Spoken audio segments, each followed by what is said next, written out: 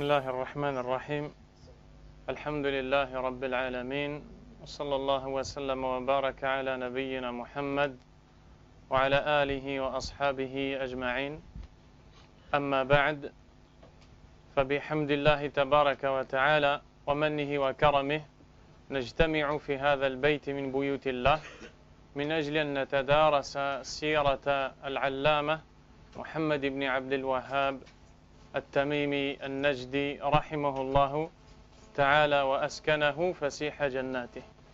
Par la grâce d'Allah subhanahu wa ta'ala, nous allons aborder un sujet qui a son importance, puisque c'est la biographie d'un des plus grands savants de l'islam et de la sunna, et un des plus grands prêcheurs à la religion d'Allah subhanahu wa ta'ala et la sunna du prophète Muhammad sallallahu alayhi wa sallam, qui s'appelle Muhammad ibn Abdul Wahhab rahimahullahu ta'ala. Mais avant de rentrer dans le vif du sujet et de parler de la vie de ce personnage, il est important de se rappeler la chose la plus importante, qui est la raison de notre création, car cela a une relation avec la vie de cet homme. Allah subhanahu wa ta'ala a dit dans le Coran: وَمَا خَلَقْتُ الْجِنَّ وَالْإِنسَ إِلَّا لِيَعْبُدُونَ. Allah nous informe qu'il n'a créé les djinns et les hommes que pour qu'ils l'adorent, subhanahu wa ta'ala. La raison de notre existence, c'est l'adoration d'Allah. Et pour ce faire, Allah subhanahu wa ta'ala a révélé des livres, une série de livres les uns après les autres, et envoyé une série de prophètes qui se succédèrent les uns après les autres. Tout cela dans le but de nous enseigner comment l'adorer. Allah tabaraka wa ta'ala a dit dans le Coran: Inna anzalna ilayka al-kitaba bil-haqqi fa'budillaha mukhlishan lahu-d-din. Ce qui veut dire, certes, nous avons fait descendre vers toi le livre en toute vérité, adore donc Allah sincèrement en lui vouant le culte exclusif. C'est la raison pour laquelle il a révélé le livre, subhanahu wa ta'ala. Wa alaykum assalam. Il a envoyé les prophètes pour nous enseigner le contenu de ces livres et leur compréhension. Et le dernier de ces prophètes est Muhammad sallallahu alayhi wa sallam. Allah a dit: وَلَقَدْ بَعَثْنَا فِي كُلِّ أُمَّةٍ رَسُولًا أَنِ اعْبُدُوا اللَّهَ وَاجْتَنِبُوا الطَّاغُوتَ. Ce qui veut dire, nous avons envoyé à chaque peuple un messager pour leur dire: adorez Allah et écartez-vous, éloignez-vous du tarout, qui signifie globalement tout ce qui est adoré en dehors d'Allah subhanahu wa ta'ala. L'envoi des prophètes a pour but de prêcher et d'appeler les gens à l'adoration d'Allah subhanahu wa ta'ala, à reconnaître sa perfection et donc à reconnaître qu'il est le seul à avoir le droit à l'adoration subhanahu wa ta'ala. Allah tabaraka wa ta'ala nous dit dans le Coran qu'il a envoyé son prophète Muhammad sallallahu alayhi wa sallam et qu'il en a fait une miséricorde pour les mondes. وَمَا أَرْسَلْنَاكَ إِلَّا رَحْمَةً لِلْعَالَمِينَ. Et nous ne t'avons envoyé qu'en titre de miséricorde pour les mondes. Il l'a envoyé pour nous enseigner le livre. هُوَ الَّذِي بَعَثَ فِي الْأُمِّيِّينَ رَسُولًا مِنْهُمْ. Il est celui qui a envoyé chez les illettrés un messager venant d'eux, يَتْلُو عَلَيْهِمْ آيَاتِهِ وَيُزَكِّيهِمْ, afin qu'ils lisent sur eux ces versets et qu'ils les purifient, وَيُعَلِّمُهُمُ الْكِتَابَ وَالْحِكْمَةَ, et qu'il leur enseigne le livre et la sagesse, وَإِنْ كَانُوا مِنْ قَبْلُ لَفِي ضَلَالٍ مُبِينٍ, alors qu'auparavant ils étaient dans un égarement évident. Le but de l'envoi des prophètes, c'est de faire sortir les gens de l'égarement et de les emmener vers le chemin de la guidée. L'égarement du fait que les cœurs s'accrochent et s'attachent à autre qu'Allah subhanahu wa ta'ala. Ashirku billah, l'association à Allah tabaraka wa ta'ala. La guidée des cœurs qui se dirigent vers Allah subhanahu wa ta'ala. Quand ils invoquent Allah. Quand ils demandent à Allah. Quand ils cherchent de l'aide, ils cherchent l'aide d'Allah subhanahu wa ta'ala. Allah a envoyé les prophètes pour cette noble et grande mission.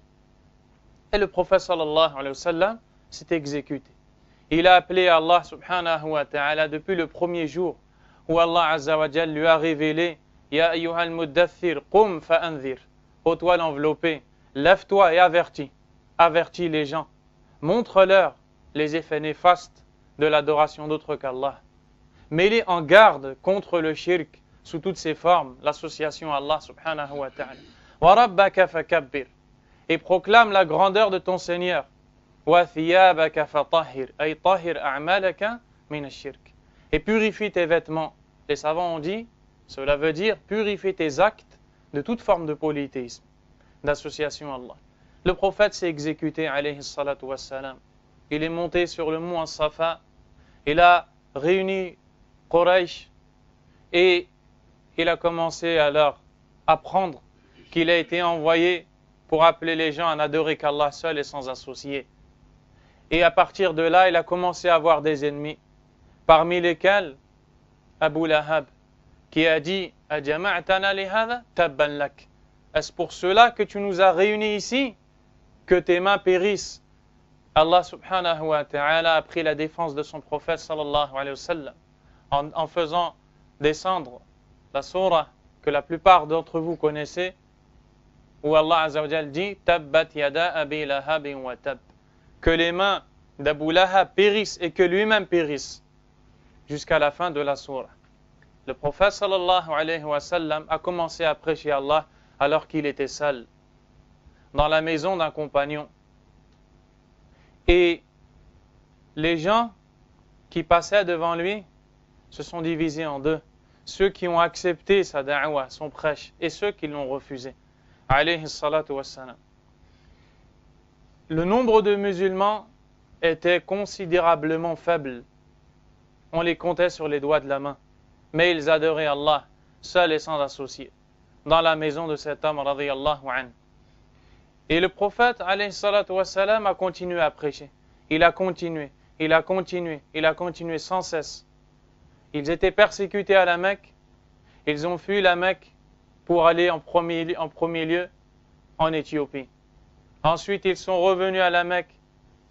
Ils sont retournés encore une fois en Éthiopie. Ils sont revenus à la Mecque et pour partir plus tard à la ville de Médine. Le prophète sallallahu alayhi wa sallam les a ensuite rejoints. Et quand ils se sont installés à Médine, Allah subhanahu wa ta'ala les a renforcés.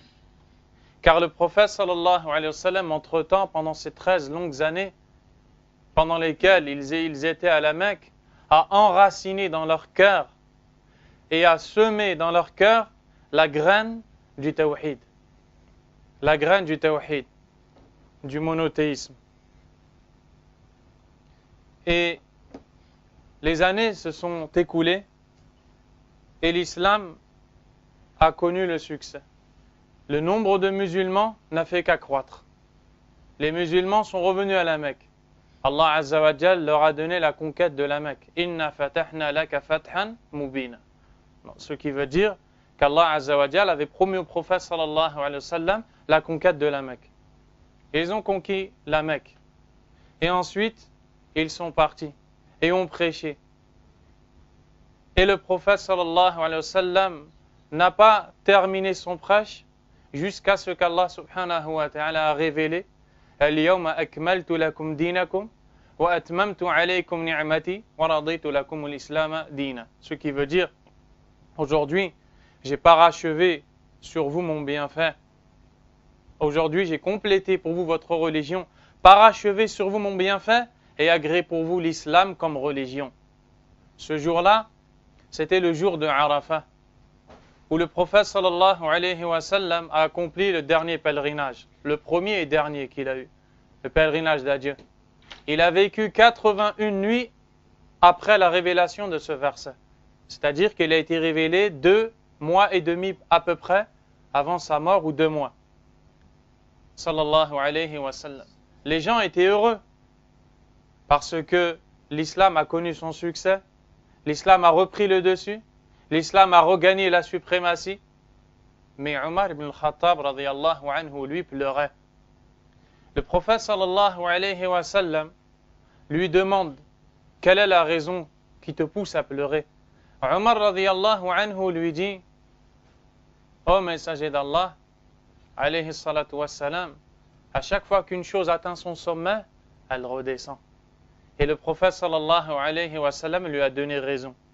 Il faisait allusion au fait que si le prêche est terminé et que l'islam a atteint ce succès, eh bien les années qui vont passer vont voir une baisse dans la foi, une baisse dans l'attachement à la religion. Et c'est ce qui s'est passé. En très peu de temps, mais dans les premiers temps, après la mort du prophète sallallahu alayhi wa sallam, Abu Bakr a pris la relève, puis Omar, puis Uthman, puis Ali.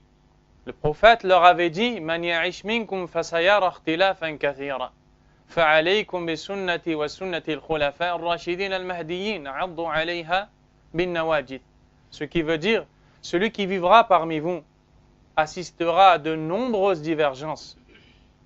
Qu'il s'accroche donc à ma sunna et à la sunna de mes califes bien guidés après moi. عضوا عليها بالنواجذ. Mordez-y à pleines dents, c'est-à-dire avec les dents du fond, les molaires. Accrochez-vous-y. Et c'est ce qui s'est passé. Les groupes sont apparus. Les mauvaises idées ont été véhiculées. Les fausses croyances se sont propagées. Sont apparus les Shia, les chiites. Sont apparus les Khawarij.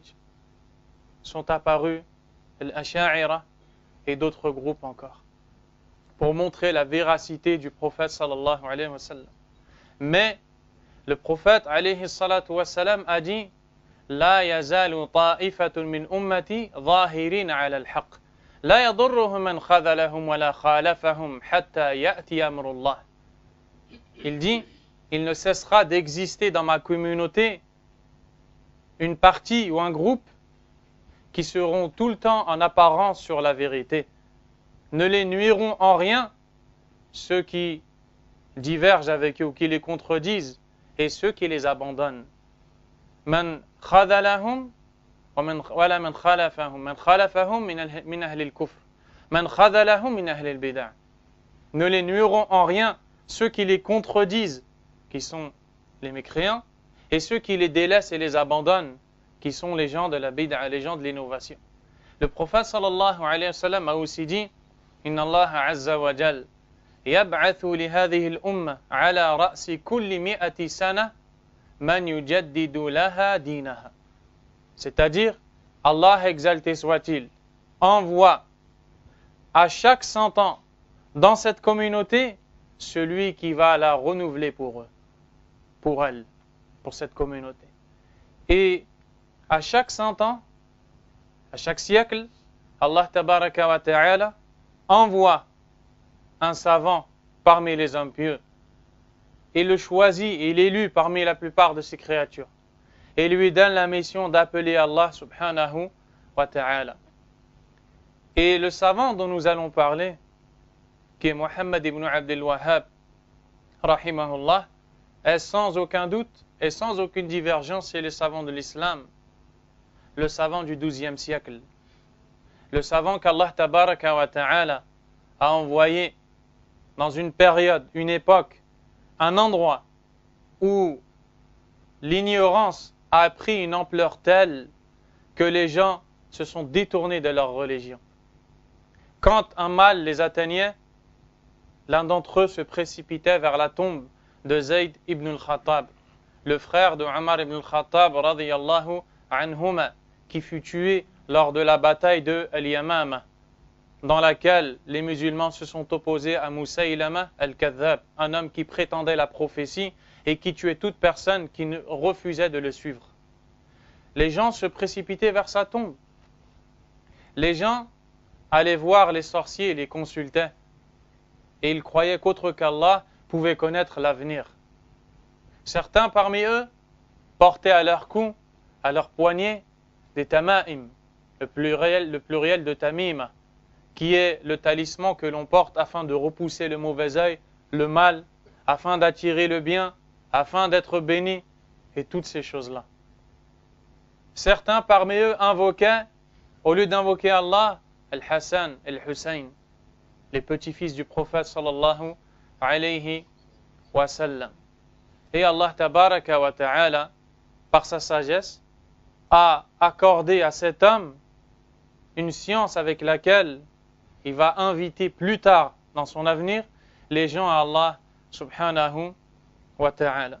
Cet homme-là, c'est Muhammad ibn Abdul Wahhab, ibn Sulaiman, ibn Ali, ibn Muhammad, ibn Ahmad ibn Rashid al-Tamimi, rahimahullahu ta'ala.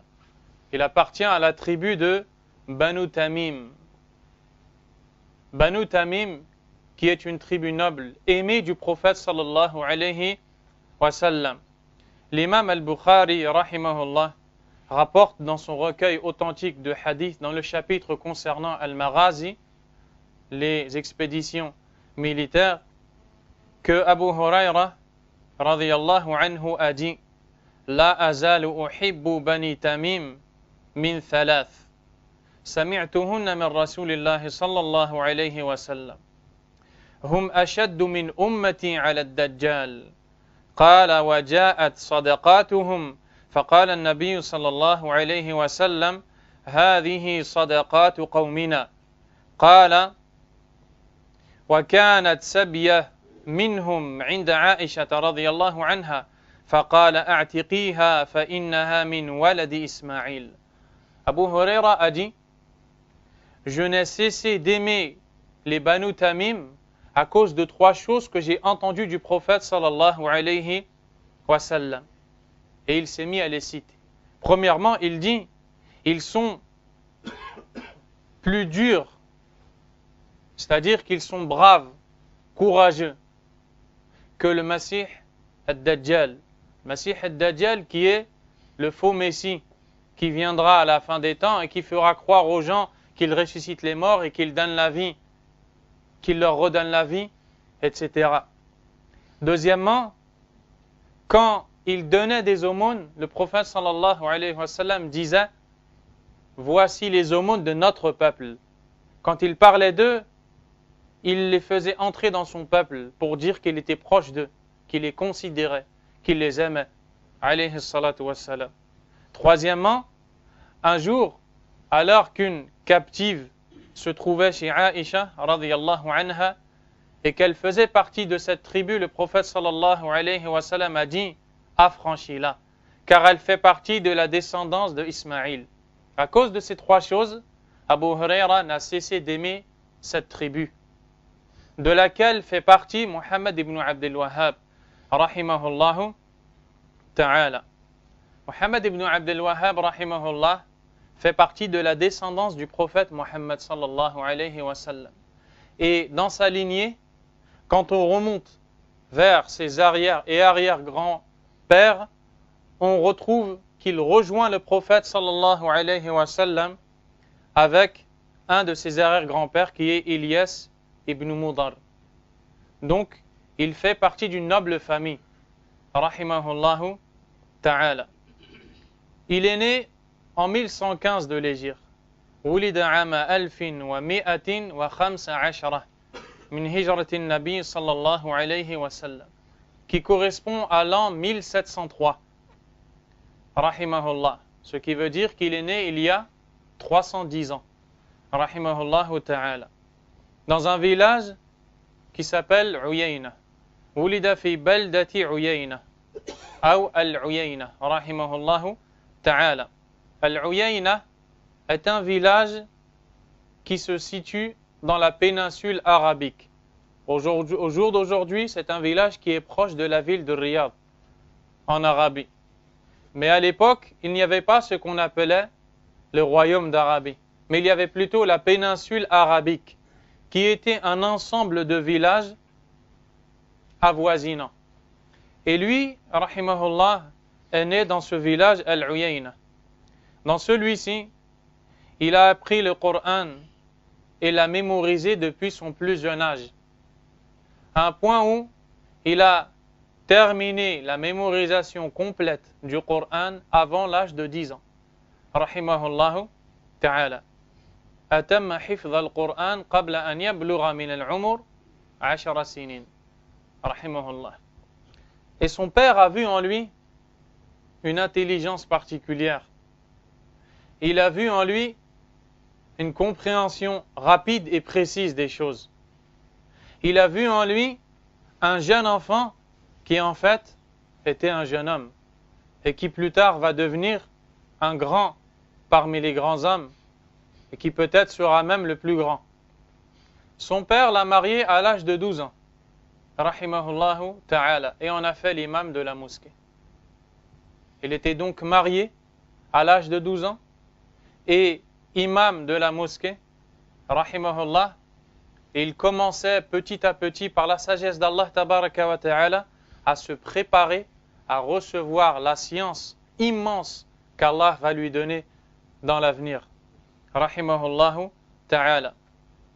Il est né dans une famille de sciences. Son père, Abdul Wahhab, rahimahullah, était le juge islamique du village de Uyayna, dans lequel il est né. Son grand-père, Sulayman, rahimahullah, était le mufti principal de toute la région du Najd. Toute la région du Najd, qui est proche de Riyad.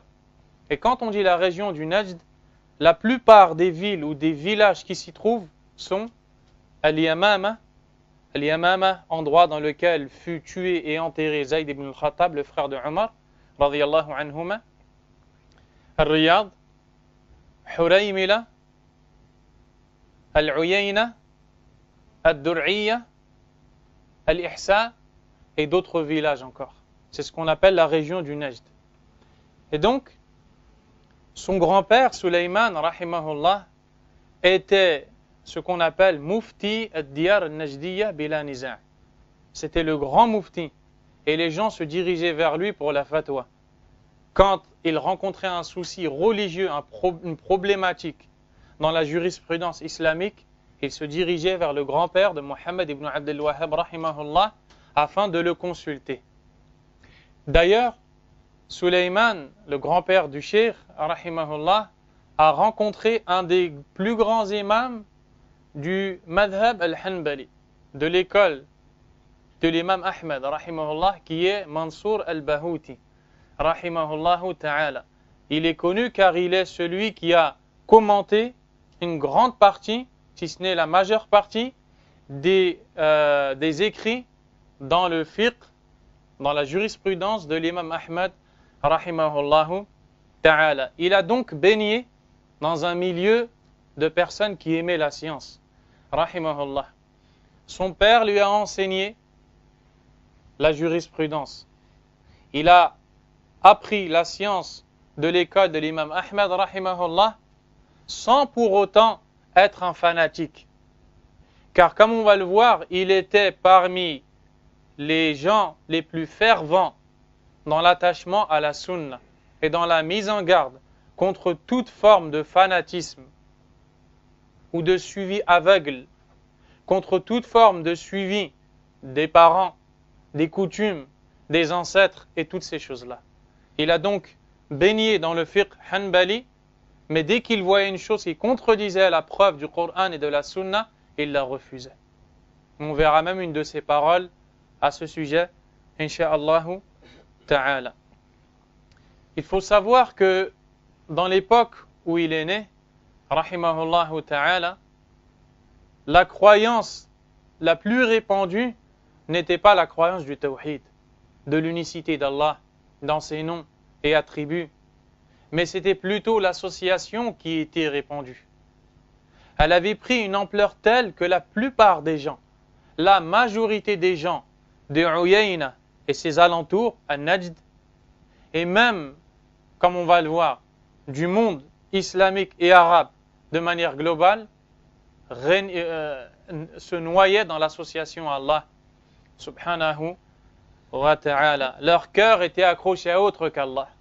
Ils invoquaient autre qu'Allah, subhanahu wa ta'ala. Et l'imam, rahimahullah, depuis son plus jeune âge, Allah lui a donné un cœur accroché au tawhid. À un point où on raconte que pendant qu'il était jeune, et alors qu'il était en train d'étudier chez un de ses professeurs, ce professeur terminait son cours à chaque fois en disant Ya Ka'bat Allah. Wal'iyadhu billah. Ô toi la Ka'ba d'Allah. Dans le fiqh, la jurisprudence, ils avaient un niveau considérable, conséquent. Mais par contre, dans la croyance, malheureusement, ils étaient assez éloignés du droit chemin. Et pour montrer la sagesse de cet homme-là, à son âge très jeune, un jour il dit à son cheikh, il lui dit Aqra'u alayka Qur'anan ba'da ad-dars. Je te réciterai du Coran après le dars. Alors son professeur qui invoquait la Kaaba lui dit avec plaisir. Et à la fin du dars, Mohammed ibn Abdel Wahhab rahimahullah vient et dit Bismillahirrahmanirrahim. Et il se met à réciter Alam tara kayfa fa'ala rabbuka bi ashabil fil. Surat l'éléphant, al-fil. À la fin de cette sourate, Allah Azza wa Jal dit فَلْيَعْبُدُوا رَبَّ هَذَا الْبَيْتِ. Qu'ils adorent donc le Seigneur de cette maison.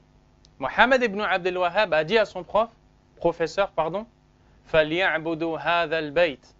Qu'ils adorent donc cette maison. Son professeur lui a dit là, فَلْيَعْبُدُوا رَبَّ هَذَا الْبَيْتِ. Non, mais plutôt qu'ils adorent le Seigneur de cette maison. Il a répété une deuxième fois. Son professeur lui a dit non. Et Mohammed ibn Abdel Wahhab lui dit mais je t'entends tout le temps dire Ya Ka'bat Allah. Et là, son professeur a compris et a arrêté de dire Ya Ka'bat Allah. Allah tabaraka wa ta'ala lui a donné la hikmah depuis son plus jeune âge. Et Allah subhanahu wa ta'ala a fait en sorte qu'il apprenne al-fiqh, la jurisprudence, al-tafsir, l'exégèse du Coran, al-hadith, la science du hadith, al-lugha, la langue arabe, al-Qur'an ma'at-tajwid, la récitation du Coran, et plein de sciences. Par contre, en ce qui concerne la science du tawhid et de l'aqidah, Allah subhanahu wa ta'ala l'a guidé vers les livres de Muhammad de Taqiyuddin, Cheikh al-Islam ibn Taymiyyah, rahimahullah, et son élève, Ibn al-Qayyim, rahimahullah, tabaraka wa ta'ala. Alors il s'est mis à lire ces livres de ces grands savants, dans lesquels il a trouvé la vraie compréhension de l'islam. Et plus il lisait ces livres, plus il regardait le milieu dans lequel il vivait, plus il comprenait qu'en vérité, la majorité des gens s'étaient égarés du droit chemin d'Allah, subhanahu wa ta'ala. Il ne supportait pas qu'une langue puisse bouger pour prononcer le nom d'autre qu'Allah.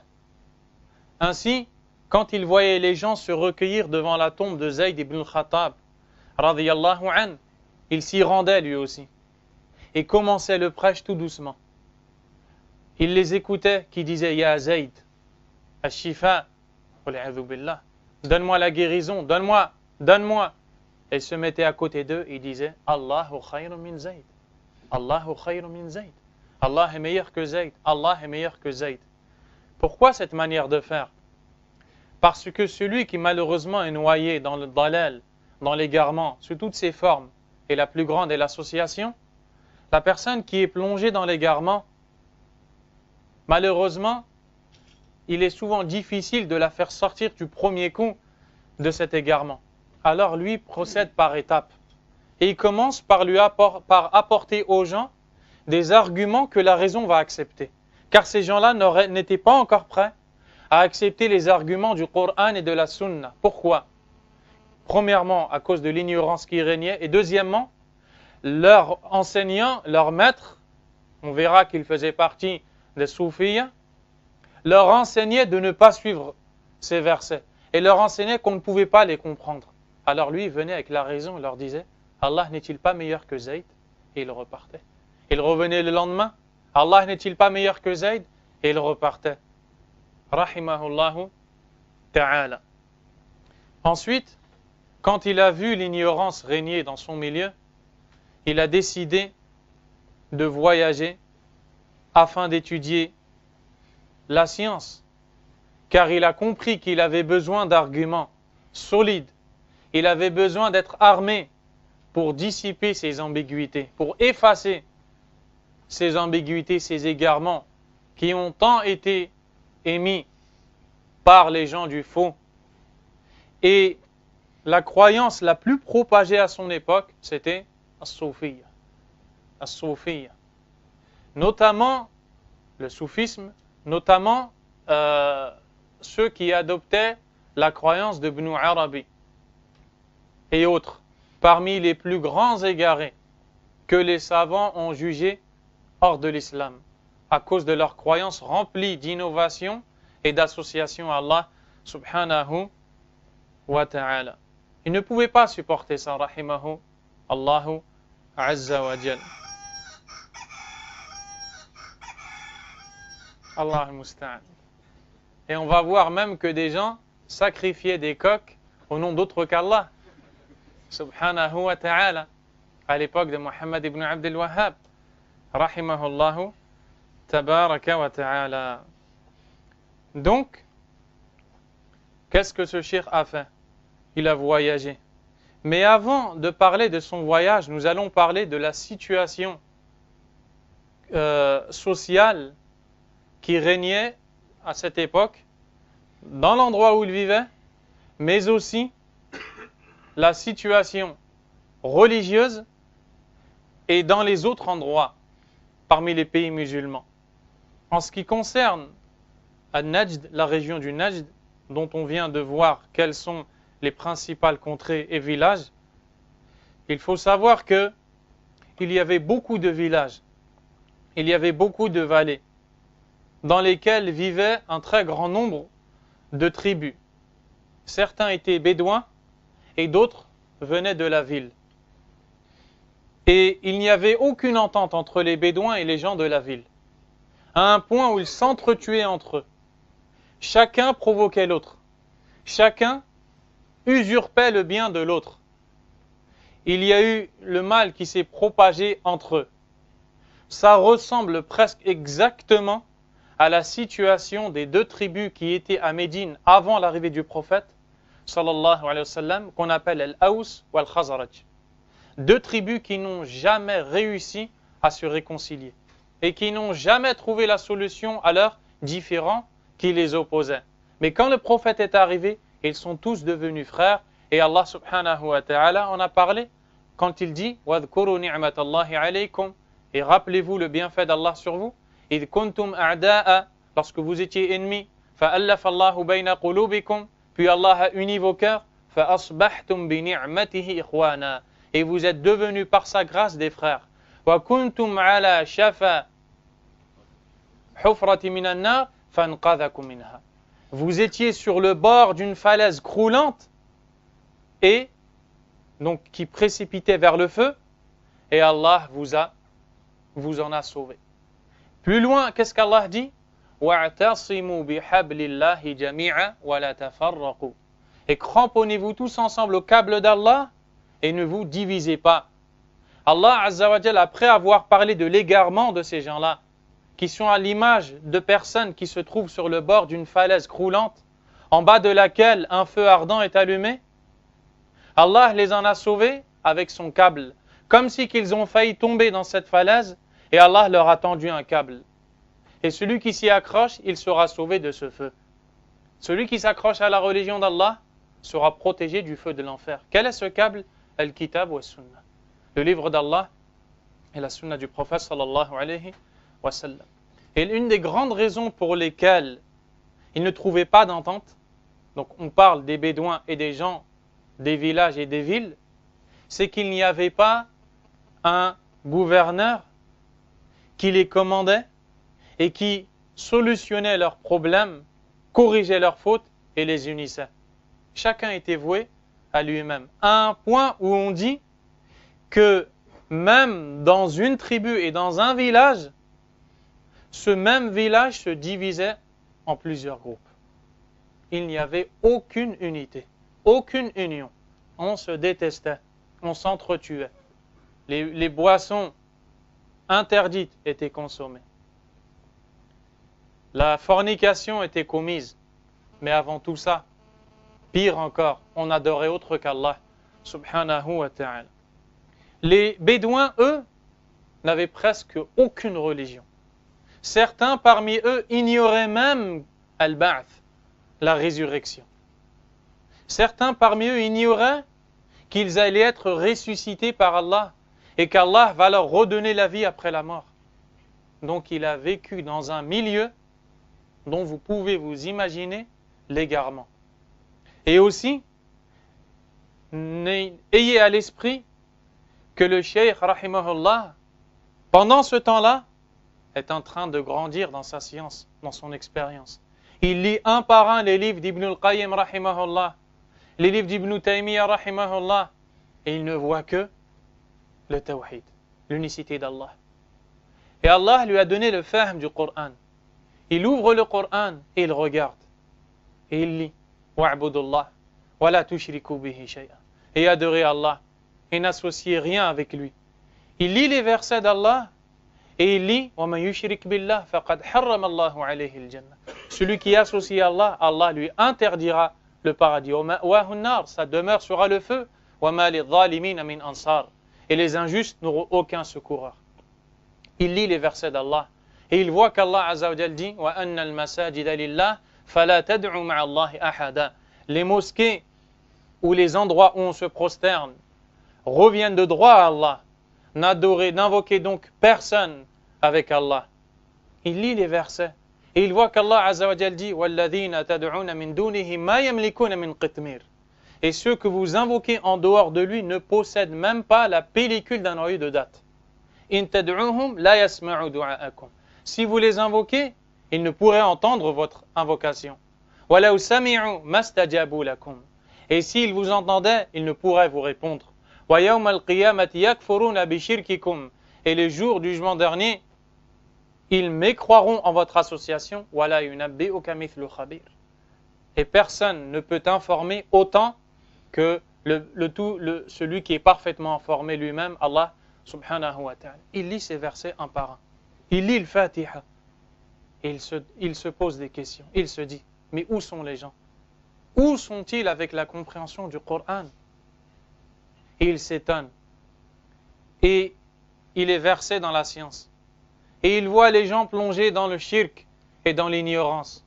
Alors il se dit qu'il faut absolument qu'il étudie et qu'il atteigne un niveau tel ou un niveau qui lui permettra de sortir par la permission d'Allah ces gens de l'égarement et de les amener vers la guidée d'Allah subhanahu wa ta'ala.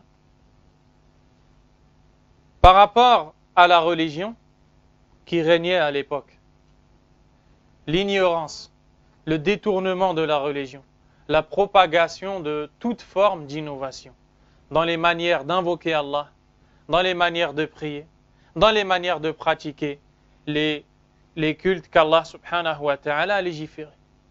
Et le courant le plus répandu, comme on l'a dit, c'était le courant du soufisme. Le soufisme qui est une grande innovation et qui, pour la plupart ou pour beaucoup, amène à l'association à Allah subhanahu wa ta'ala. Il y avait des savants à son époque, mais pour la plupart, ils s'intéressaient au fiqh et se contentaient de la jurisprudence, notamment celle de l'école de l'imam Ahmad rahimahullahu ta'ala. Il y avait une très petite minorité de savants qui connaissaient la vérité, mais qui n'avaient pas l'audace et le courage de retrousser les manches et de prêcher Allah et de corriger ses erreurs. Et Muhammad ibn Abdel Wahhab rahimahullah demandait même à ses enseignants, est-ce normal ce que je vois les gens faire? Quand il est parti avec son frère à Médine et qu'il a prié dans la mosquée du prophète sallallahu alayhi wa sallam, il a regardé vers sa tombe et a vu des gens qui disaient Ya Rasulallah al-Shifa, Ya Rasulallah al-Rizq, wal'iyadhu billah, al-Shafa'a, au messager d'Allah, la guérison, la subsistance, l'intercession. Et son cœur commençait à bouillir. Et sa colère contre le shirk et sa propagation commençait à grandir dans son cœur. Et ça, c'est la hikmah d'Allah. Car c'est ce qui a préparé cet homme, le fait qu'il voit toutes ces innovations et toutes ces formes d'association, c'est ce qui l'a préparé à devenir un fervent défenseur de l'unicité d'Allah subhanahu wa ta'ala dans la région du Najd, mais aussi dans toute la terre, car sa da'wa a une portée immense et très grande. Rahimahullahu tabaraka wa ta'ala. À un point où lui-même nous raconte et nous dit وَعَرَفْتُ مَا عَلَيْهِ النَّاسِ مِنَ الْجَهْلِ وَالْغَفْلَةِ وَالْإِعْرَاضِ عَمَّا خُلِقُوا لَهُ. Il dit, j'ai vu et connu ce dans quoi les gens étaient comme ignorance, insouciance et détournement du but pour lequel ils avaient été créés. Ils regardaient les gens et ne voyaient que des insouciants. Des gens qui ne souciaient pas de la religion d'Allah, qui ne donnaient pas le droit à Allah subhanahu wa ta'ala et qui s'étaient éloignés du tawhid. Il dit وَعَرَفْتُ مَا هُمْ عَلَيْهِ مِنْ دِينِ الْجَاهِلِيَّةِ.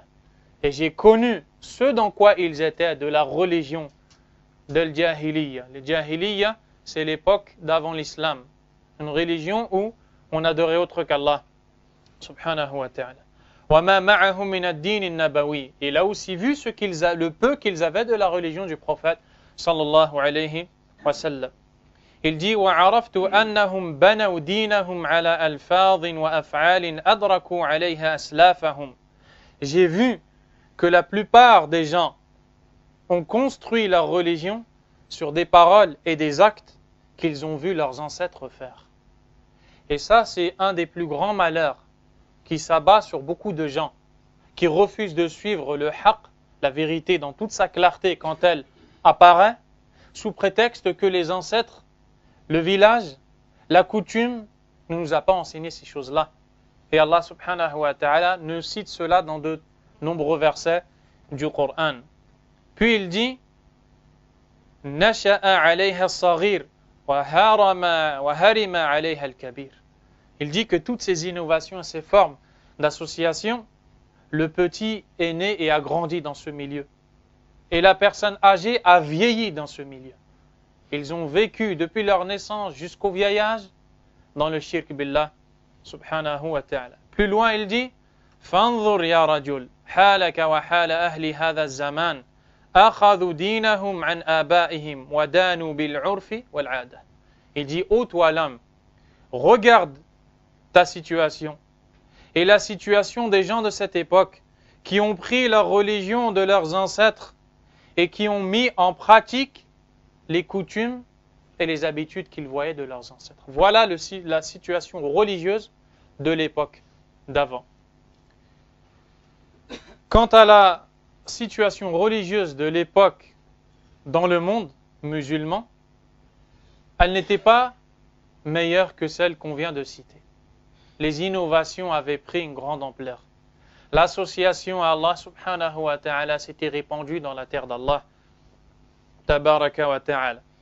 Et on pouvait reconnaître les mots qui se sont propagés sous plusieurs formes et sous plusieurs aspects, parmi lesquels kathratul bid'a wal ahwa wal firaq wal turuq.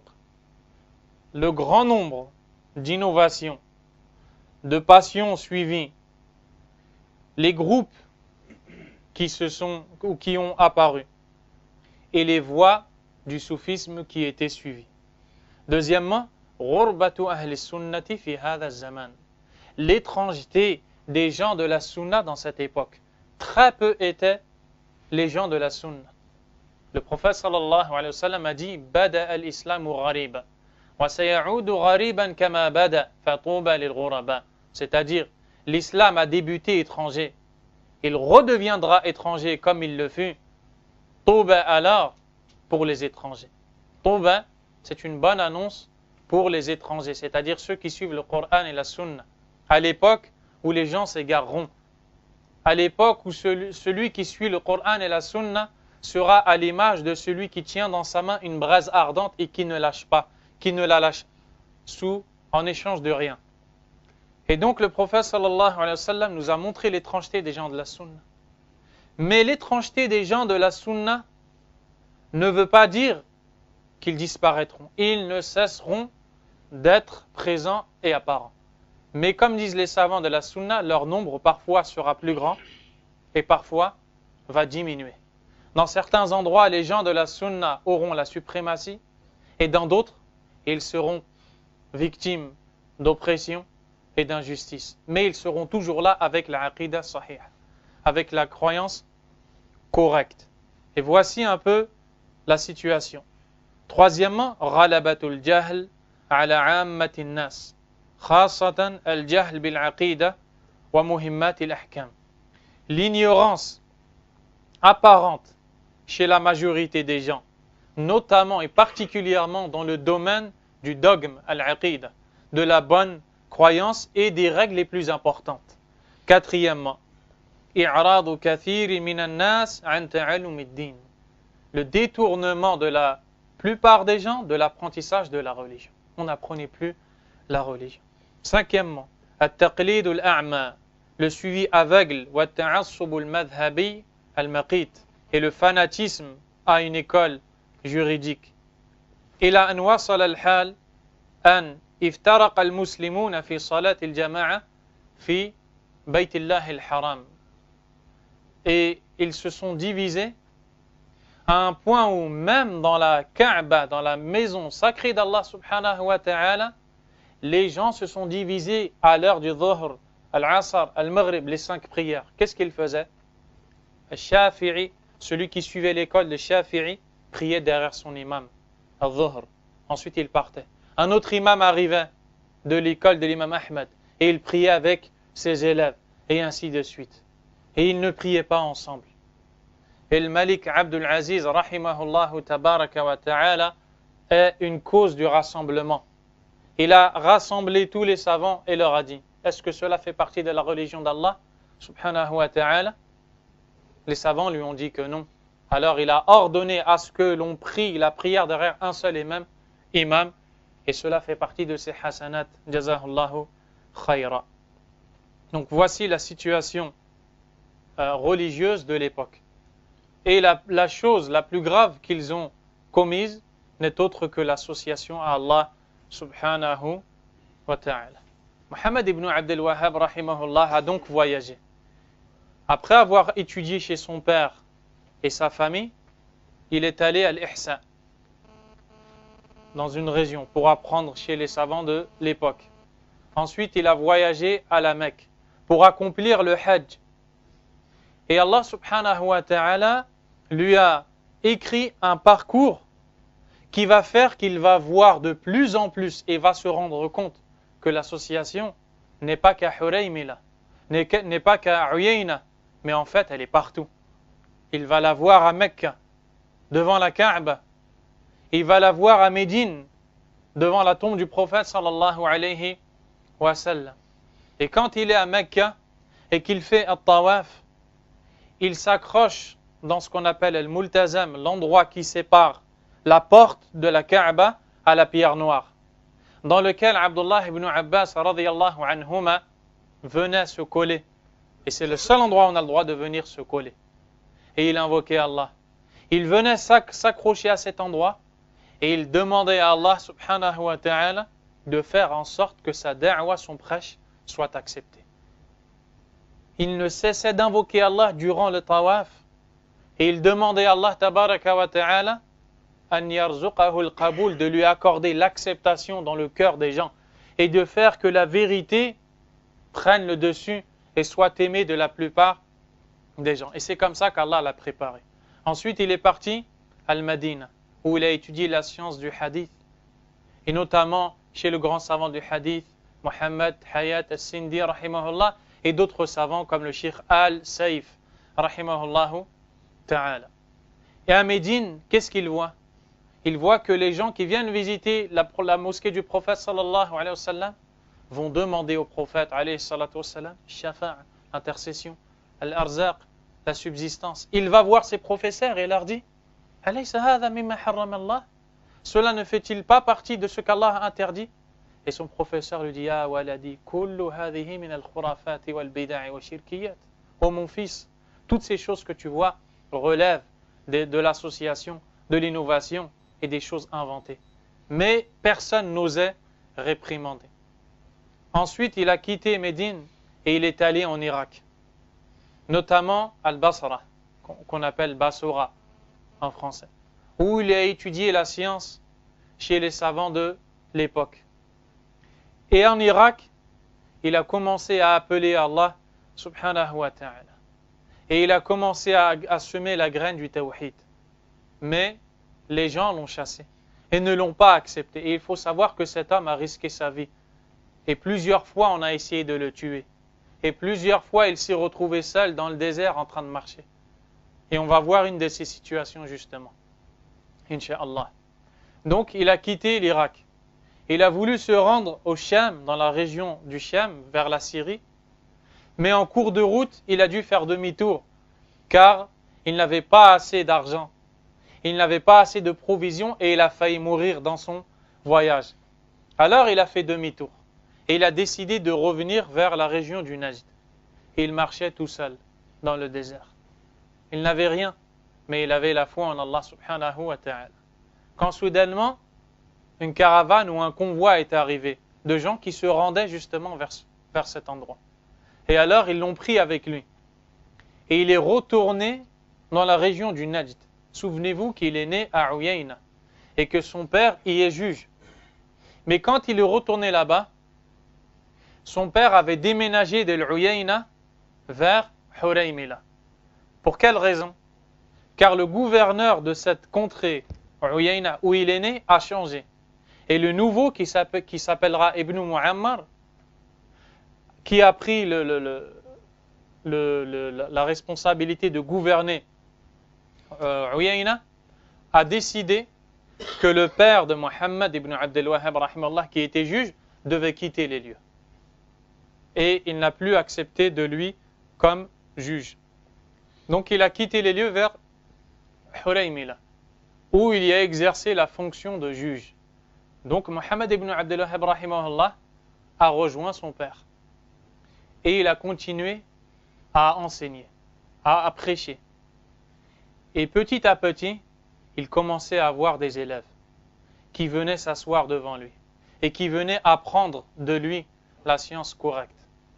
Mais son père a vu que sa da'wa, son prêche, commençait à prendre une certaine ampleur.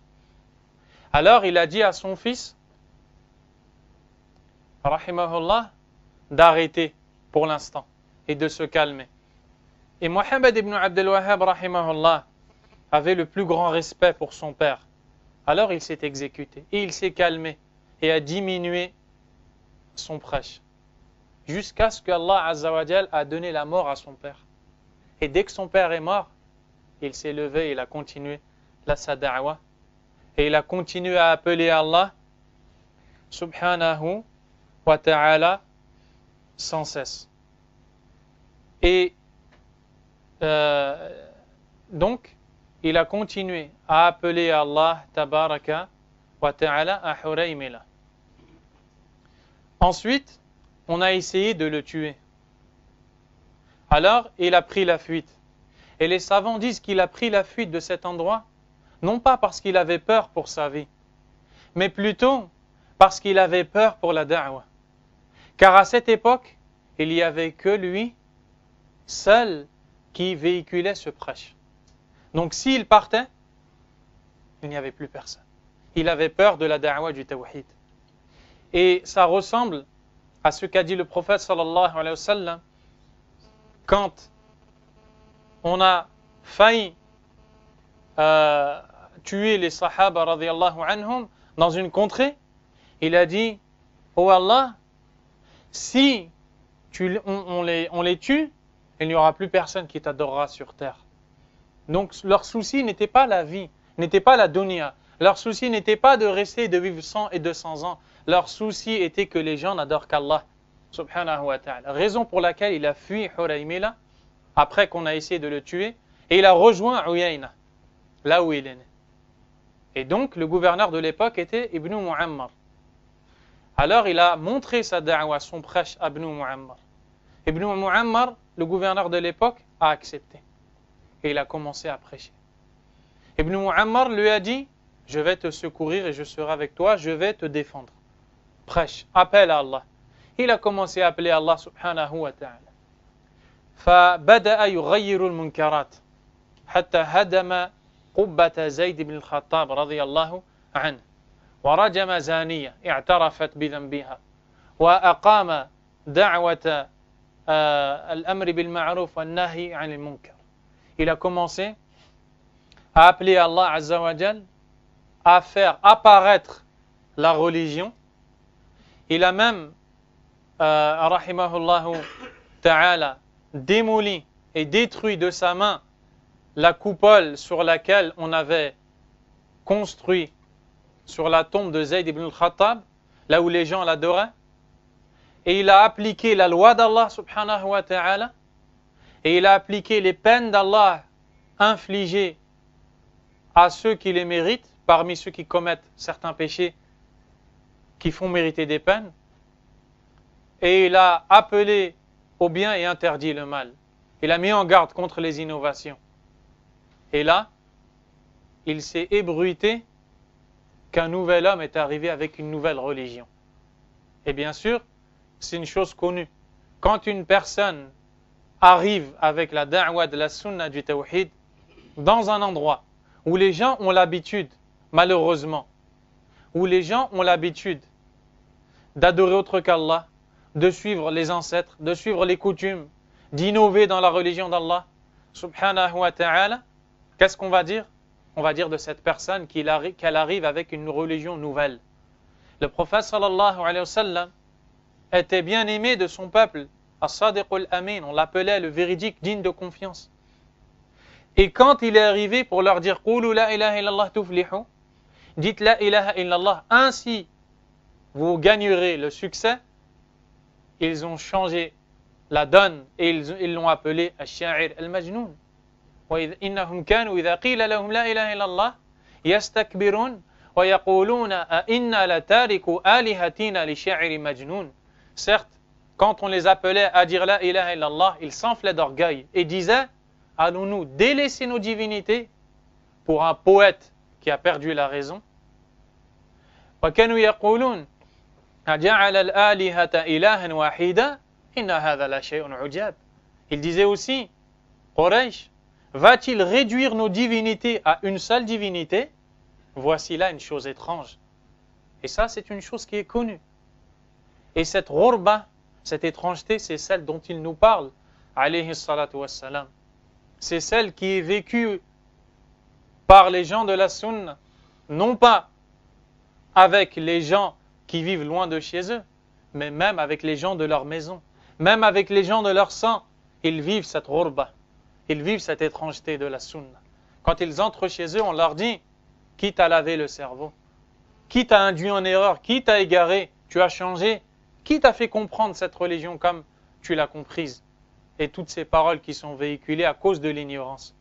Voilà ce qui s'est passé pour cet homme. Alors, le gouverneur de Al-Ihsa, qui était à l'époque Ibn Uray'ir, a menacé, le gouverneur de Ibn Uray'ir, de l'Ihsa, et qui dominait les autres contrées, car il avait de l'argent, il était riche. Il donnait de l'argent à chaque village, notamment à ce village-là, Uyayna. Il donnait de l'argent à Ibn Mu'ammar. Il a dit à Ibn Mu'ammar, إذا لم تخرج هذا الرجل من قريتك فسوف أقطع عنك المعونة وسماه المطوع. Il a dit, si tu ne fais pas sortir ce religieux-là de cette contrée, je cesserai de t'aider financièrement. Il a commencé à avoir peur. Ibn Mu'ammar a commencé à avoir peur. Muhammad ibn Abdul Wahhab rahimahullah l'a pris et s'est assis avec lui. Et il lui a dit, وَمَنْ يَتَّقِ اللَّهِ يَجْعَلْ لَهُ مَخْرَجًا وَيَرْزُقْهُ مِنْ حَيْثُ لَا يَحْتَسِبُ. Celui qui craint Allah, Allah lui accordera une issue favorable et lui donnera des dons sur lesquels il ne comptait pas. هذه الدنيا زائلة فانية. تعلق بالله. توكل على الله. دعوة مباركة ناجحة. ثق بالله. Et il s'est mis à l'encourager et à l'exhorter. Et en lui disant, place ta confiance en Allah. Aie une bonne opinion d'Allah. Allah ne t'abandonnera pas. Allah t'aidera. Allah Azza wa Jal te donnera la subsistance. Allah t'accordera des dons sur lesquels tu ne comptais pas. Fataraddada ibn Mu'ammar. Ibn Mu'ammar a hésité. Et en réfléchissant, malheureusement, athara al-ajil ala al-ajil. il a préféré la vie présente. Il a choisi la vie présente à la vie de l'au-delà. فطلب من ابن عبد الوهاب رحمه الله أن يخرج من العيينة. Il a ainsi demandé à Mohammed ibn Abdel Wahhab rahimahullah de quitter le village de Uyayna et de sortir de cet endroit. Mais sachez mes frères, hafidhakumullah, que Mohammed ibn Abdel Wahhab était bien installé à Uyayna. Il y avait sa famille, il avait une maison, il avait des moyens pour vivre, il avait l'aide du gouverneur, il avait le respect des gens. Et avec cette parole dans laquelle il lui dit « sors de cet endroit », il a tout perdu. Il a tout perdu. Il a perdu son argent, il a perdu toutes ses parts de la dunya qu'on a le droit d'avoir. Il a perdu la confiance de Ibn Mu'ammar, il a perdu la confiance des gens, et il est sorti sans argent, fi al-har al-shadid fi al-sayf, mutawajjihan ila ad-dur'iyya. Il est donc sorti de Uyayna dans la période de l'été où le soleil frappait le plus fort. Il n'avait pas de nourriture, il n'avait pas d'argent. La seule chose qu'il avait dans sa main, mirwaha, il avait un éventail. Il avait un éventail en écorce de palmier. Et il marchait dans le soleil, il se faisait un peu de vent dans sa tête, sur son visage, et il répétait « وَمَنْ يَتَّقِ اللَّهِ يَجْعَلْ لَهُ مَخْرَجًا وَيَرْزُقْهُ مِنْ حَيْثُ لَا يَحْتَسِبُ » Il répétait « Celui qui craint Allah, il lui accordera une issue favorable et lui donnera des dons sur lesquels il ne comptait pas. » وَكَانَ يُسَبِّحُ اللَّهِ subhanahu wa ta'ala. Et il glorifiait Allah, il proclamait la grandeur d'Allah Azza wa Jal. Et il récitait ce verset, et il marchait, il marchait, il marchait, il marchait. Ma kana indahu mal, wa la kana indahu munasir.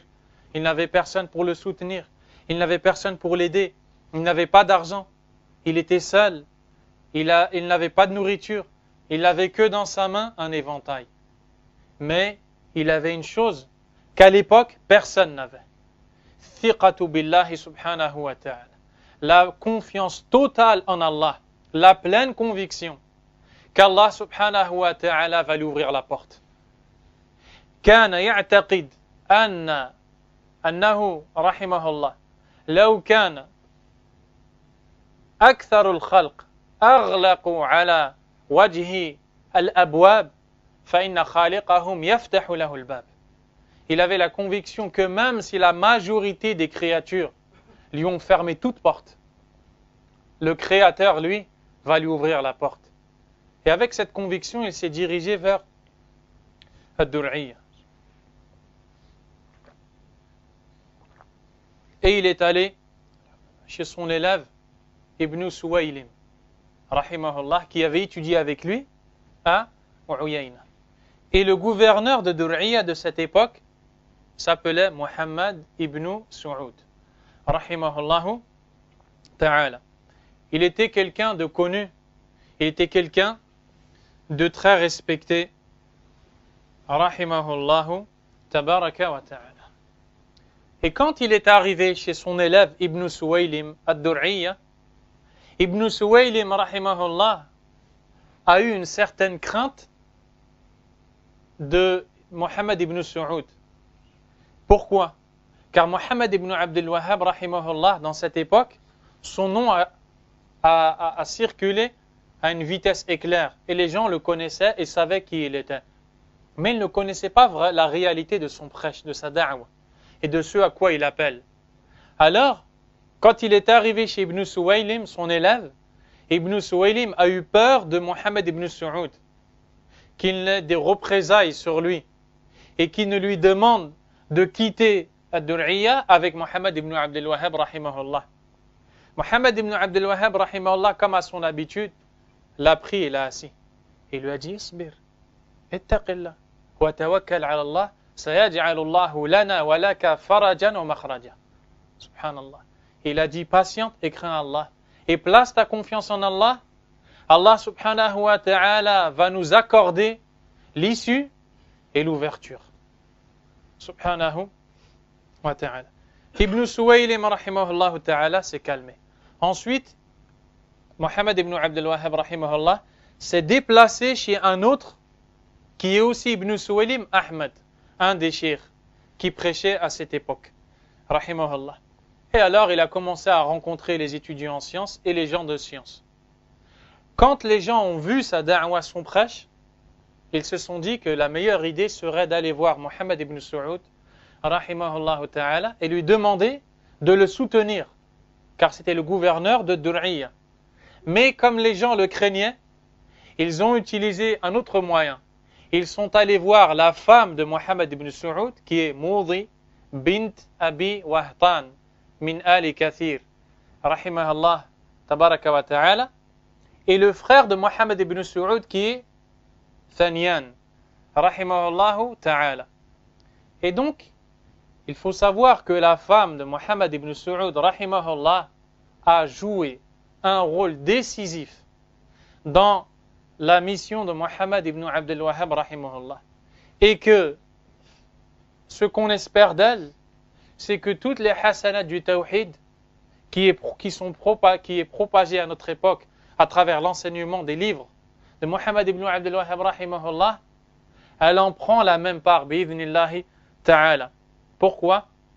Car quand ils ont été voir cette femme et le frère du gouverneur de l'époque, Mohammed ibn Saoud, rahimahullah, ils ont réussi à les convaincre que le prêche de cet homme est un prêche béni. Da'watun mubaraka, da'wa al-kitab wa sunnah. Un appel au Coran et à la sunna.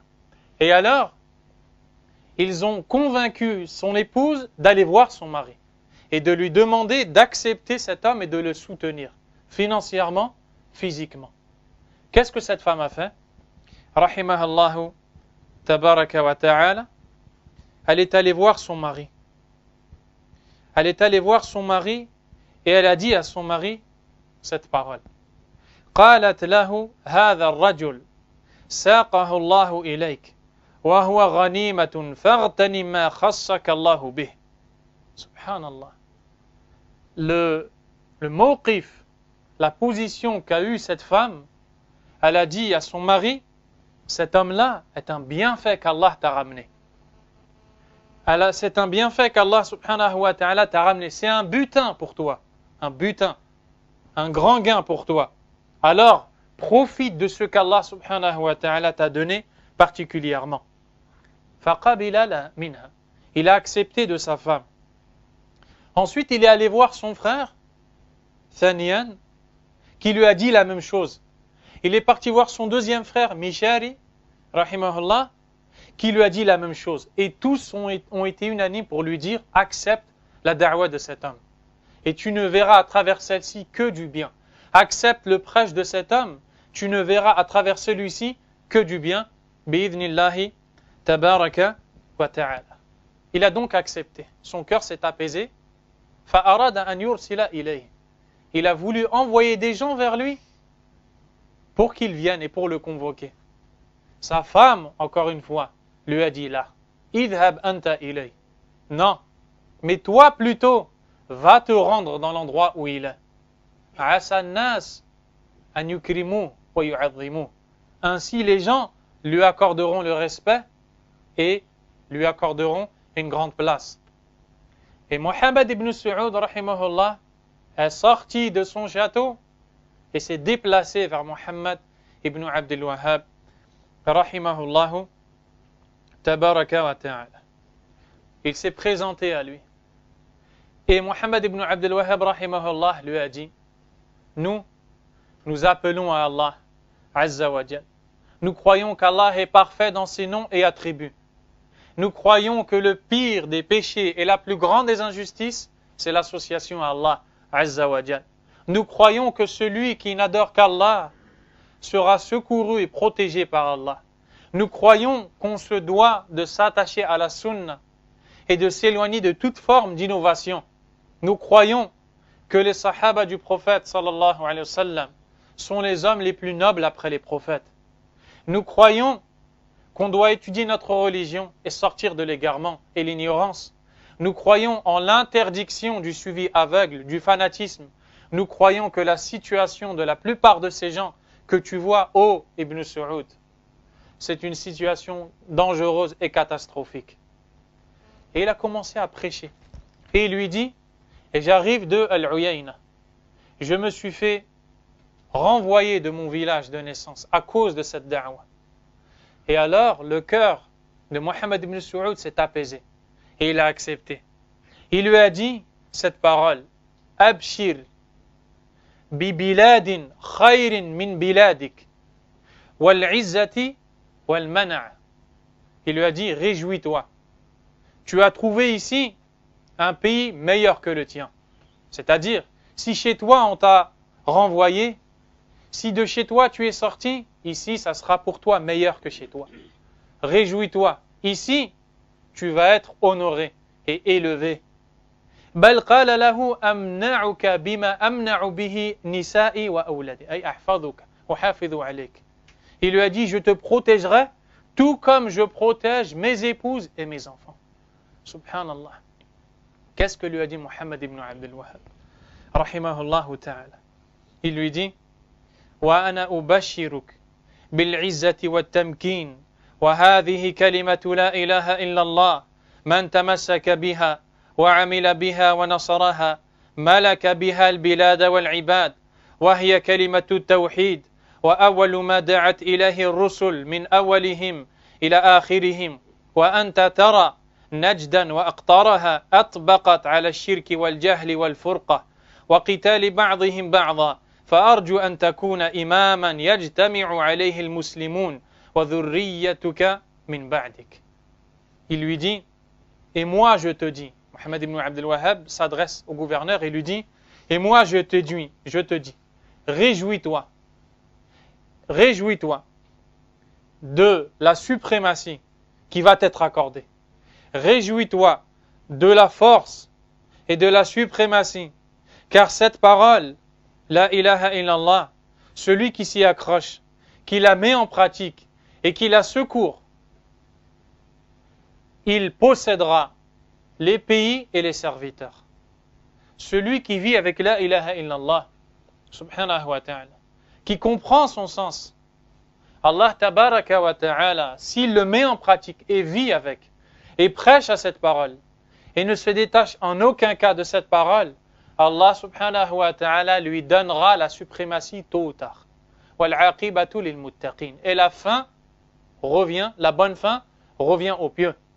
Allah tabaraka wa ta'ala a dit, وَعَدَ اللَّهُ الَّذِينَ آمَنُوا مِنْكُمْ وَعَمِلُوا الصَّالِحَاتِ لَيَسْتَخْلِفَنَّكُمْ كما استخلف الذين من قبلكم ليستخلفنهم كما استخلف الذين من قبلهم وليمكنن لهم دينهم الذي ارتضى لهم وليمكننهم وليبدلنهم من بعد خوفهم أمنا يعبدونني لا يشركون بي شيئا. Ce qui veut dire, Allah a promis à ceux qui ont eu la foi parmi vous et ont fait de bonnes actions, qu'il leur donnera la succession sur terre comme il l'a donné à ceux qui les ont précédés. Il donnera à leur religion qu'il a agréée pour eux force et suprématie. Il changera leur ancienne peur en sécurité à condition qu'ils m'adorent sans rien m'associer. Et c'est ce que a dit Mohammed ibn Abdul Wahhab rahimahullah ta'ala à Mohammed ibn Saoud. Il lui dit aussi, ce monothéisme est le premier prêche de tous les messagers, depuis le premier jusqu'au dernier d'entre eux. Et toi, tu vois la région du Najd qui baigne dans l'association, l'ignorance, la division et le meurtre qui a lieu entre eux. Et j'espère que tu deviendras un gouverneur derrière lequel se réuniront les musulmans avec ta descendance après toi. Ensuite, ils se sont serrés la main. Chacun a promis à l'autre de soutenir l'autre. Mohammed ibn Abdul Wahhab rahimahullah a reçu d'Allah subhanahu wa ta'ala al-ilm wa ta'yid, la science et le soutien. Et c'est les deux choses dont le prêcheur a besoin. La science pour appeler et le soutien. Car la science n'est pas suffisante s'il est dans un endroit où personne ne le soutient. Et malheureusement, aujourd'hui nous vivons dans une époque où les prêcheurs sont abandonnés.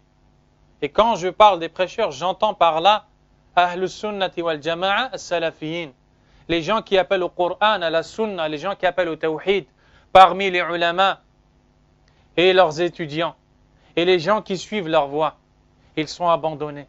Ils n'ont pas de soutien. Illa man rahim Allah. Sauf ceux à qui Allah a accordé la miséricorde. Par contre, si ils avaient le soutien des gens, leur prêche, leur da'wa aurait atteint les horizons. C'est pourquoi les savants disent que l'imam Ibn Taymiyyah, rahimahullahu ta'ala, de son vivant, il n'était pas très connu. Et son prêche n'avait pas atteint les horizons, car il a passé la majorité de sa vie en prison. Il n'avait personne pour le soutenir. Mais regardez, lui, il a passé la majorité de sa vie en prison, mais plus tard va venir un homme qui s'appellera Muhammad ibn Abdul Wahhab, rahimahullah, et qui va faire connaître ses livres à tout le monde. Subhanallah. Hadihi hikmatullah wa sunnatullah fi khalqih. Ainsi est l'agissement d'Allah envers sa créature, subhanahu wa ta'ala. Et donc, il a commencé à prêcher. Dans l'endroit où il était, Ad-Dur'iyya. Il a commencé à écrire des lettres. Bismillahirrahmanirrahim. Min Muhammad ibn Abdul Wahhab ila Amir al-Mantiqa al-Fulaniyya. أدعو إلى كتاب الله وسنة رسول الله وتوحيد الله وننبذ الشرك بجميع صوره والبدع ولا نتعصب فجعل يدعو إلى الله عز وجل. Il a commencé à écrire des lettres. Il a écrit lettres Al-Qasim, aux gens de Al-Qasim. Il a envoyé des lettres vers le Maghreb, notamment en Tunisie, au Maroc. Il a prêché aux Algériens aussi. Il a envoyé sa da'wa en Égypte, et beaucoup de gens l'ont rejeté. Beaucoup de gens l'ont rejeté. Wa alaykum salam. Mais, comme il avait le soutien de Muhammad ibn Saoud, rahimahullahu ta'ala, sa da'wa s'est propagée avec la science et le soutien physique. Avec le soutien physique. Muhammad ibn Saoud, rahimahullah, a conquis avec la science et le soutien physique, les villages qui étaient autour de Dur'iyya, jusqu'à reprendre tous les villages de la région du Najd et de la péninsule arabique, qui va devenir plus tard ce qu'on va appeler Al-Mamlaka Al-Arabiyya Al-Saoudiyya, le royaume d'Arabie saoudite. D'où vient ce nom? De cet homme-là, Muhammad ibn Saoud, rahimahullah, qui avant était le gouverneur d'un village, et par lequel Allah subhanahu wa ta'ala a réuni tous les gens de ces villages, et il est devenu le roi de tous ces villages, et c'est devenu le royaume d'Arabie saoudite. Donc c'est un lien à Muhammad ibn Saoud, rahimahullahu tabaraka wa ta'ala. Et à partir de là, ad-da'watul mubaraka intasharat fil afaq wa balagat ad-dunya wa aqtaraha. À partir de là, de cette science et de ce soutien, le prêche au Coran et à la Sunna a atteint les horizons. Elle est entrée dans tous les pays. Wa ila yawmina hadha tushahidun. Et vous le voyez jusqu'au jour d'aujourd'hui. Ma min balad min al-buldan illa wa yudarrasu fihi kitabun min kutubihi rahimahullahu ta'ala. Pas un seul pays parmi les pays ne manque d'un de ces livres qui est enseigné. Rahimahullahu tabaraka wa ta'ala. Donc voici globalement la da'wa de cet homme. Rahimahullahu azza wa jal. Ensuite, comme sa da'wa, son prêche a pris cette ampleur, on a véhiculé des shubuhat, des ambiguïtés à l'égard de cet homme-là. Parce que c'est la coutume des gens du faux, ahlul batil, quand ils refusent le vrai et qu'ils voient que les gens quand ils voient que les gens aiment suivre le vrai, qu'est-ce qu'ils font? Ils donnent à cette voie des noms, des surnoms, des sobriquets, afin que les gens craignent de suivre cette voie. Et d'où l'appellation Al-Wahhabiyya.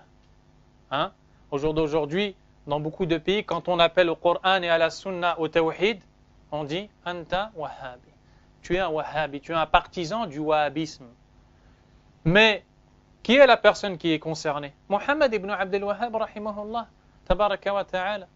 Et si on revient à ces livres, comme l'a dit l'imam Salih al-Fawzan, hafidhahullah, et autres parmi les savants, on ne verra en aucun cas qu'il appelle à autre chose que le Coran et à la Sunna. وَهَذِهِ كُتُبُهُ مَوْجُودَةً اقرأها. Lis ces livres et tu verras qu'il a appelé à la Sunna. Il a dit, rahimahullah, وَلَسْتُ وَلِلَّهِ الْحَمْدِ أَدْعُو إِلَى مَذْهَبٍ صُوفِيٍّ أَوْ فَقِيهٍ أَوْ مُتَكَلِّمٍ أَوْ إِمَامٍ مِنَ الْأَئِمَّةِ الَّذِينَ أُعَظِّمُهُمْ مثل ابن القيم والذهبي وابن كثير وغيرهم بل أدعو إلى الله وحده لا شريك له وأدعو إلى سنة رسول الله صلى الله عليه وسلم التي أوصى بها أول أمته وآخرهم وأرجو أني لا أرد الحق إذا أتاني بل أشهد الله وملائكته وجميع خلقه إن أتانا منكم كلمة من الحق لأقبلها على الرأس والعين ولا أضربن الجدار بكل ما خالفها من أقوال أئمتي وحاشا رسول الله صلى الله عليه وسلم فإنه لا يقول إلا الحق. Il dit, rahimahullah, et par la grâce d'Allah, je ne fais pas partie de ceux qui appellent à être fanatiques au soufisme, ni à un savant, ni à un imam, parmi les grands imams que moi-même je respecte énormément, tels que l'imam Ibn al-Qayyim, ou encore Al-Zahabi, ou Ibn Kathir, et autres encore. Plutôt, j'appelle les gens à n'adorer qu'Allah seul et sans aucun associé. Je les appelle aussi à suivre la sunna du prophète sallallahu alayhi wa sallam, que le prophète a enjoint de suivre sa communauté, les premiers parmi eux et les derniers. J'espère aussi faire partie de ceux qui ne refusent pas la vérité quand elle arrive. Au contraire, je prends Allah à témoin, ainsi que ses anges et l'ensemble de ses créatures, que si me vient de vous une vérité, je l'accepterai et la mettrai sur ma tête et mes yeux. Et je frapperai les murs avec toute parole qui contredit le Coran et la Sunna, même si cette parole fait partie de la parole des savants, sauf le prophète sallallahu alayhi wa sallam, car il ne dit que la vérité. Hadi da'watuh. Ceci est son prêche. Ceci est ce à quoi il a appelé les gens, rahimahullahu tabaraka wa ta'ala. Min kutubihi, il a écrit beaucoup de livres. Et parmi ces livres, les livres qui sont connus, Al-Usul al-Thalatha, les trois fondements, Al-Qawa'id al-Arba', les quatre règles, Al-Usul al-Sitta, les 6 fondements, Nawaqid al-Islam, les annulations de l'islam, les annulatifs de l'islam, Kitab al-Tawhid, le livre de l'unicité, Fadl al-Islam, le mérite de l'islam, Usul al-Iman, les fondements de la foi, Sittatu Mawadi' min as-Sira, 6 passages de la vie du prophète sallallahu alayhi wa sallam, Mukhtasar as-Sira, un livre dans la biographie, Al-Kaba'ir, le livre sur les grands péchés, Shurut al-Salah, le livre sur les conditions de la prière, et bien d'autres livres encore qui ont tous été utiles. Le grand savant Abdul Muhsin al-Abbad, hafidhahullah ta'ala, a donné une conférence qui avait pour thème la façon d'écrire de Muhammad ibn Abdel Wahhab, rahimahullah. Et dans celle-ci, il a précisé que cet imam n'écrivait pas pour qu'on dise de lui qu'il est un écrivain et qu'il sait écrire. Il écrivait quand il voyait un besoin. Quand il voyait une innovation se propager, il écrivait pour réfuter cette ambiguïté. Quand il voyait une forme d'association se propager, il écrivait. C'est pourquoi la majorité de ses livres ne sont qu'en fait que des épîtres courts, que des écrits concis et courts. Et pourtant, les savants l'ont appelé Cheikh al-Islam, le grand savant de l'islam. Pourquoi?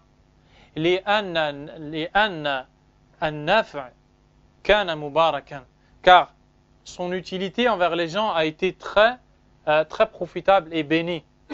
Donc voilà un peu ce qu'on peut dire de cet imam, rahimahullahu tabaraka wa ta'ala. Puis, après de longues années d'efforts dans l'appel à Allah, subhanahu wa ta'ala, il n'en reste que c'est un être humain, un homme. Et Allah Azza wa Jalla a dit Kullu nafsin dha'iqatul maut. Chaque âme est vouée à périr. Wa innama tuwaffawna ujurakum yawm al-qiyamah. Et vous ne serez pleinement retribués pour vos actions que le jour de la résurrection. Faman zuhziha ay bu'ida 'anil nar wa udkhila al-jannata faqad faz. Quant à celui qu'on écartera du feu et qu'on introduira au paradis, il aura réussi. Et ce bas monde n'est qu'une jouissance trompeuse. Allah Azza wa Jal kataba lahu al-marad fi shahri Shawwal. Allah subhanahu wa ta'ala lui a décrété la mort, rahimahullahu tabaraka wa ta'ala, dans le début du mois de Shawwal, rahimahullahu ta'ala, عام 1206, en l'an 1206, qui correspond à l'an 1791 du calendrier grégorien. Ce qui fait qu'il a vécu à peu près 90 ans. Rahimahullahu tabaraka wa ta'ala. بلغ من العمر أكثر من 90 سنة قضاها في سبيل الدعوة إلى الله سبحانه وتعالى ورأى في حياته نتيجة دعوته. Et il a vu pendant sa vie le résultat béni de son prêche. وَلَمْ يَرَى الْآثَارَ الْعَظِيمَةَ الْمُبَارَكَةَ الْكَبِيرَةَ يَعْجَزُ اللِّسَانُ عَنْ وَصْفِهَا الَّتِي سَوْفَ تَكُونُ بَعْدَ مَوْتِهِ. Et il n'a pas vu les effets bénéfiques, nombreux, qui se sont propagés de son prêche après sa mort. وَاللَّهِ بَعْضَ النَّاسِ كانوا من المشركين اهتدوا بسبب كتاب من كتبه وأنا أحكي لكم قصة رجل عرفته أنا كان صوفيا بالغاية. Beaucoup de gens ont connu la guidée avec son prêche, avec un de ses livres. Et à travers ça, je vais vous raconter l'histoire d'un frère que j'ai connu à Médine. Il est originaire de l'Afghanistan. Et vous savez qu'en Afghanistan, le soufisme règne. Cet homme-là, hafidhahullah, qui deviendra plus tard un suiveur de la sunna, vient à Médine. Quand il arrive à Médine, il ne connaît qu'une chose, wahdat al-wujud, wal-'iyadhu billah. Toute chose est Allah, subhanahu wa ta'ala. À un point où lui raconte que quand il frappait chez son maître pour rentrer chez lui, son maître lui disait man, il disait ana, c'est moi. Il n'ouvrait pas la porte. Le lendemain, pareil. Le surlendemain, pareil. Il s'est posé une question et il a compris. Le jour arrivait où il a tapé à la porte, son maître lui a dit man, il lui a dit anta, fataha lahu al-bab. Il lui a dit qui est-ce? Son élève lui dit c'est toi. Il a ouvert la porte. Pourquoi? Parce que cette croyance dit que Allah subhanahu wa ta'ala est dans tout. Wal-'iyadhu billah. Celui qui adore le feu, il adore Allah. Celui qui adore le prophète, il adore Allah. Etc. Et tout représente Allah. Wal-'iyadhu billah. Quand il vient à Médine, il rentre dans la bibliothèque de la mosquée du prophète sallallahu alayhi wa sallam. Et il lit Kashf al-Shubuhat. Rad ala Soufiyya. Il lit le livre Kashf al-Shubuhat, la dissipation des équivoques, des ambiguïtés dans le domaine du tawhid, qui est une réfutation de Mohammed ibn Abdel Wahhab rahimahullah sur justement les soufis. Et alors il lit. Mais comme on a véhiculé des idées erronées à l'égard de Mohammed ibn Abdel Wahhab rahimahullah, les savants qui ont imprimé ces livres ont enlevé Abdel Wahhab. Et au lieu de dire Mohammed ibn Abdel Wahhab, fils d'Abdel Wahhab, ils ont mis le nom de son grand-père.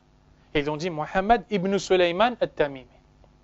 Et dans la langue arabe, on a le droit de dire Ibn avec le fils d'eux en citant le nom du grand-père.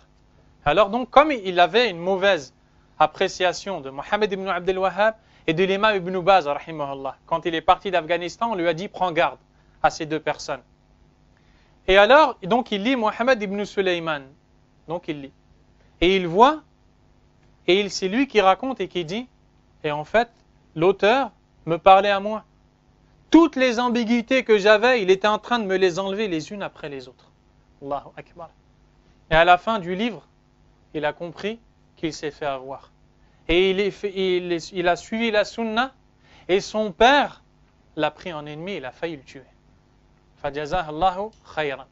Une autre histoire, ce cheikh en Inde, qui faisait partie des gens de la sunna, mais qui avait une mauvaise image qu'il avait entendue de Muhammad ibn Abdul Wahhab, rahimahullahu tabaraka wa ta'ala.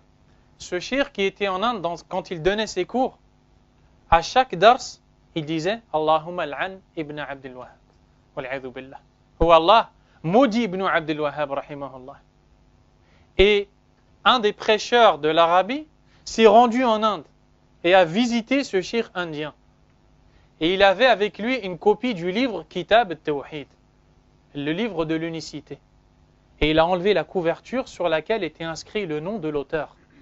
Et il a posé le livre sur la table du cheikh indien. Et il est parti vaquer à ses occupations. Plus tard, il est revenu. Et il a trouvé le cheikh indien en train de lire Kitab al-Tawhid. Il lui dit, alors que penses-tu de ce livre? Le cheikh indien lui dit, c'est un livre magnifique. Et son auteur